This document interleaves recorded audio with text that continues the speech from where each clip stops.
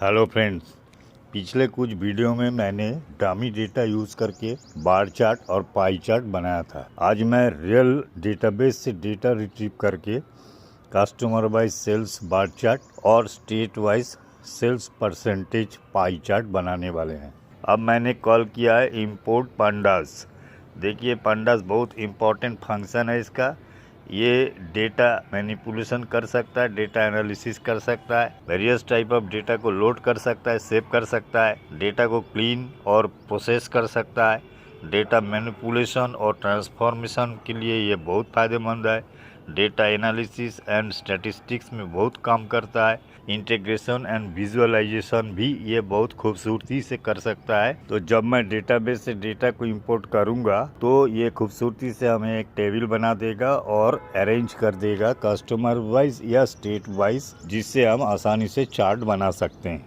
सबसे पहले हमारे सिस्टम में जो डेटाबेस का पाथ है वो असाइन कर दिया। दूसरे लाइन में कन नाम का एक वेरिएबल बनाकर SQLite 3 के साथ मैं अपने डेटाबेस को कनेक्ट कर दिया है। उसके बाद एक क्वेरी वेरिएबल पर क्वेरी किया है, select customer name, state name, net invoice amount, ये तीनों फील्ड नेम है। फ्रॉम सेल समरी टेबल है, इस टेबल से तीनों फील्ड को हमने क्वेरी किया है। उसके बाद है DF का मतलब है data frame equal pd.read_sql_query। Pandas को जो मैं इंपोर्ट किया है अब वो काम में आ रहा है।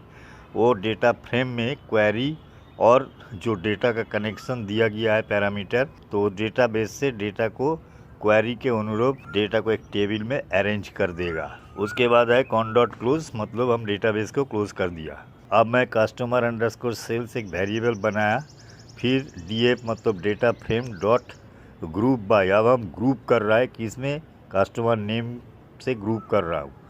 जितने भी कस्टमर नेम, एक ही कस्टमर नेम कई बार हो सकता है, तो उसको एक नेम पर ग्रुप किया और फिर उस कस्टमर को जितना भी सेल्स अमाउंट है, net_invoice_amount, उसको शाम करके हर कस्टमर का एक सेल्स फिगर बनाकर उसको इंडेक्स करके एक टेबल में सेव कर लिया, जो है कस्टमर वाइज सेल्स। और उसी तरह नीचे state_sales देकर हमने ग्रुप किया है स्टेट के अनुसार और सेल्स वैल्यू को सम करके state wise sales figure arrange कर लिया और उसको इंडेक्स कर लिया। इससे पहले जितने भी मैंने वीडियो बनाया चार्ट का, उसमें मैंने डमी डेटा यूज़ किया है।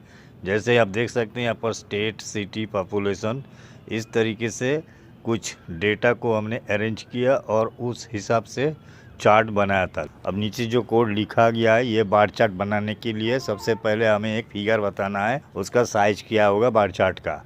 तो फिक्स साइज दिया 10 इंचेस विड्थ और 6 इंचेस हाइट। उसके बाद plt.bar, इसके अंदर हमने कस्टमर सेल्स के अंदर से कस्टमर नेम दिया है जो डिस्प्ले होगा, और उसके बाद कस्टमर सेल्स के अंदर जो नेट सेल्स अमाउंट है उसको बार बनेगा। उसके नीचे है plt.xtrix, रोटेशन 45 डिग्री, और एक्स एक्सिस में जो कस्टमर का नेम डिस्प्ले होगा वो 45 डिग्री राइट कॉर्नर पर रोटेशन में दिखेगा। उसके अलावा टाइटल है, एक्स लेवल है और वाई लेवल है, इन तीनों को कुछ कैप्शन टाइप कर दिया और उसका फॉन्ट साइज और फॉन्ट वेट असाइन कर दिया। उसके नीचे है बार का ऊपर हमने फिगर डिस्प्ले करवाना है, तो इसके लिए हमें फॉर लूप लगाना है। बार और नेट इनवॉइस ये दोनों वेरिएबल है इन जीप, उसके बाद ब्रैकेट में बार्स है और कस्टमर सेल्स के अंदर नेट सेल्स है। तो ये बार का एक एक बार को ये स्टोर करेगा और उसके साथ साथ उसका वैल्यू भी स्टोर हो जाएगा। फिर नीचे हाइट कैलकुलेशन किया गया है। देखिए, बार अलग अलग होगा तो हर बार का एक कैलकुलेशन साइज जो है हाइट में स्टोर कर लिया गया। उसके बाद plt.text के अंदर हमने जो अमाउंट डिस्प्ले होगा बार का ऊपर उसको कैलकुलेट किया ताकि वो सेंटर पोजीशन में हो। फिर नीचे हाइट को कॉल किया गया, उसके बाद जो फिगर दिखेगा उसको फॉर्मेट किया गया है और उसके बाद इसको पोजीशन सेंटर कर दिया गया है। और नीचे है plt.tight_layout, मतलब स्क्रीन पर ये फुल स्क्रीन पर दिखे और पूरा चार्ट दिखे। उसके नीचे है plt.show, मतलब हम बार चार्ट को शो करा रहे हैं। तो इस तरीके से आप देख सकते हैं बार चार्ट शो हो रहा है और ये एक्स एक्सिस वाई एक्सिस में कैप्शन लिखा हुआ है, टाइटल है, उसको फॉर्मेटिंग किया गया है और हर बार के ऊपर जो है अब अमाउंट भी देख सकते हैं। और इसी तरह मैंने पाई चार्ट भी बना लिया, सेम प्रोसीडियर है। पिछले वीडियो में मैंने एक डमी डेटा देकर यही चीज़ बनाया था, जिसका वीडियो ऑलरेडी अपलोड हो चुका है, तो आप उसको देखिए, उसमें मैंने डिटेल्स में बताया है।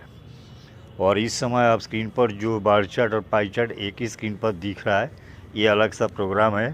पिछले वीडियो में ये भी मैंने अपलोड कर चुका हूँ, उसमें डमी डेटा से बनाया था, तो आप वो भी देख सकती है। तरीका सब एक ही है, अलग अलग तरीका नहीं है। तो चलिए देखते रहिए, सीखते रहिए। धन्यवाद।